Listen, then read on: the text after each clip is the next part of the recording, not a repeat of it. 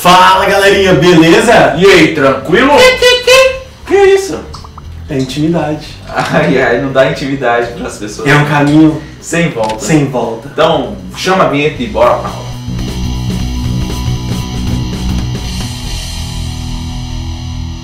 Então, galerinha, vamos falar aqui sobre o processo chamado ionização. O que é ionização? Ionização é quando você forma íons a partir de uma coisa que não é íons no estado inicial. Então, quando a gente fala de ionização, é quando você tem um composto molecular que, ao serem adicionados em água, vão gerar soluções eletrolíticas devido à presença de íons nessa solução. Vamos pensar no exemplo do ácido clorídrico. Esse ácido clorídrico, também conhecido como cloreto de hidrogênio, ele é formado pela ligação entre o hidrogênio e o cloro. Hidrogênio e cloro, eles fazem ligação covalente. Sendo uma ligação covalente, eles vão ser ali um composto molecular, onde você tem elétrons compartilhados entre eles. É um composto que ali não tem íons, não tem cargas formadas, né? Não tem carga total ali nesse composto. Porém, esse HCl, quando adicionado em água, vai acontecer o que a gente chama de cisão heterolítica. A cisão heterolítica.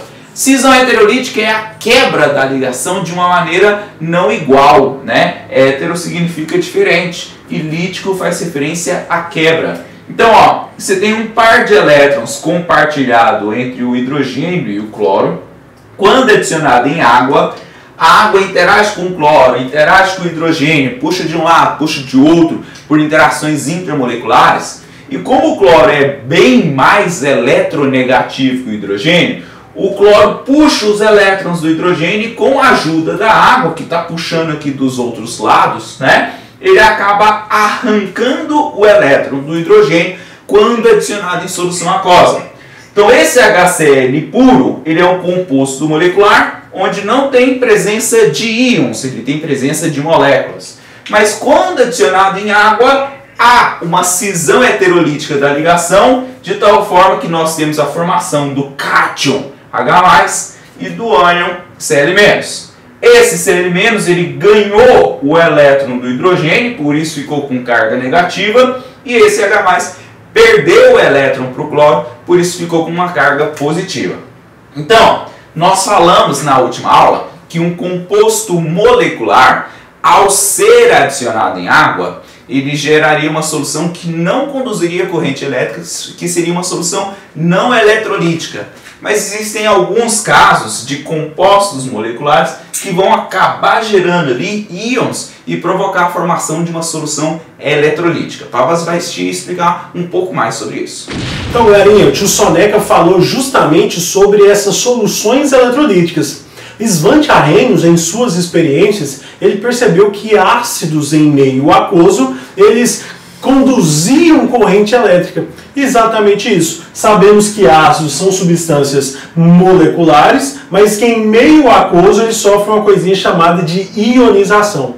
Então a gente pode resumir no seguinte, ó, compostos iônicos, eles sofrem dissociação iônica, então eles geram uma solução iônica. Mas compostos iônicos, eles já são formados por íons. Então essa dissociação significa a separação desses íons, o que a gente viu na última aula chamado de solvatação. Então quando a gente separa esses íons, a gente não transformou esse componente em íons, porque eles já são íons. Então a gente só fez uma separação. Essas soluções também tendem justamente a conduzir eletricidade quando são completamente dissolvidos.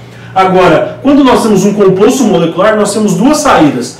Quase todos sofrem dissolução molecular, que a gente chama isso de solução molecular. Essas soluções não conduzem corrente elétrica, são chamadas de soluções não eletrolíticas. Agora, existem alguns compostos moleculares, que são principalmente da classe dos ácidos, que em meio aquoso eles sofrem ionização.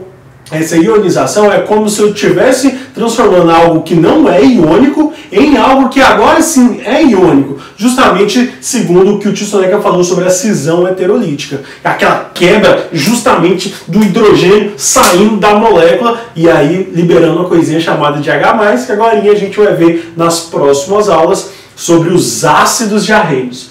Então essa solução que sofreu ionização, onde ela parte de um componente que não era iônico, ela vai ser agora uma solução iônica. Então, para resumir, vai ficar dessa seguinte maneira. Nós temos solução iônica e nós temos solução iônica. O problema é de onde eles estão vindo. Solução iônica, quando faz uma dissociação iônica, ela veio de um composto iônico.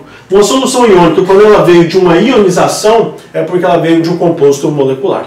Então a gente está olhando aqui o ponto de partida para saber se o composto ele é molecular ou se ele já é iônico. Beleza? Então, galerinha, essa aqui foi a nossa aula sobre ionização, né? Quando o composto está lá com os elétronzinhos compartilhados, vem a água e xablau! Quebra a ligação e aí você tem a formação de íons, né? Como é que é aí? Xablau! Quem é mais eletrolítico ou quem é mais eletrolítico? Parece quem é mais eletronegativo? Se transformando em Super Saiyajin. Arranca os elétrons do outro, exatamente. E aí você tem formação de íons.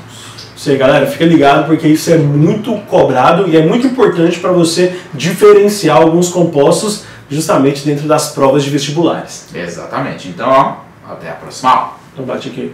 É nóis.